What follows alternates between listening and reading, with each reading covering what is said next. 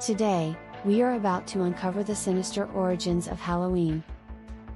Prepare yourself for a bone-chilling journey through time. To truly understand Halloween, we must journey back over 2,000 years to the ancient Celtic festival of Samhain.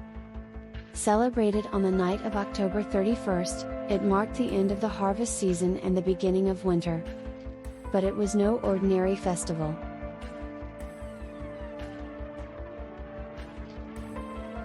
In the Celtic belief, this was the night when the boundary between the living and the dead was blurred. It was thought that spirits and otherworldly creatures roamed freely among the living. To appease these supernatural beings, the Celts would offer sacrifices and hold bonfires, hoping to ward off evil.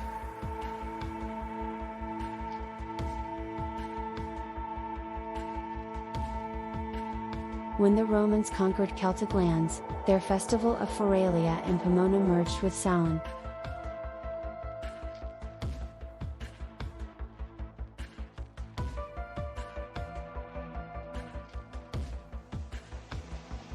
Feralia was a one-day festival celebrated by the Romans. They would offer a prayer to keep away the harmful spirits of the deceased. The practices of Feralia were performed in order to guide the dead back to their proper place. The Romans regarded their dead as intermediaries between themselves and the gods.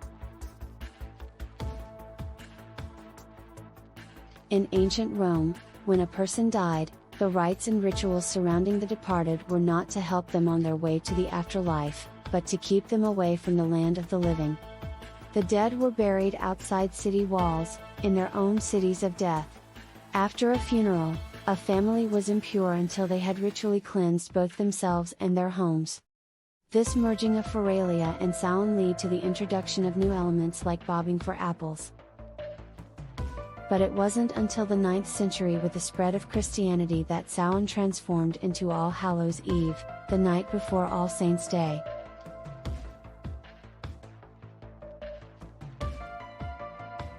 The Church sought to replace pagan traditions with Christian ones. However, remnants of its ancient roots endured. Encounters with spirits and otherworldly entities were still feared, leading to the practice of wearing disguises to confuse malevolent beings, which eventually evolved into the tradition of costumes.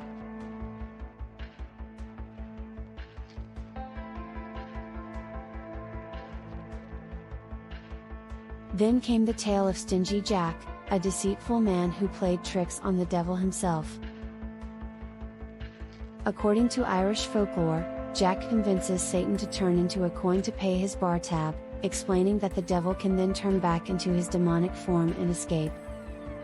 Satan agrees and Jack sticks the devil coin into his wallet, which also contains a crucifix, sapping Satan's powers and trapping him. Jack only releases the devil after he promises not to take his soul.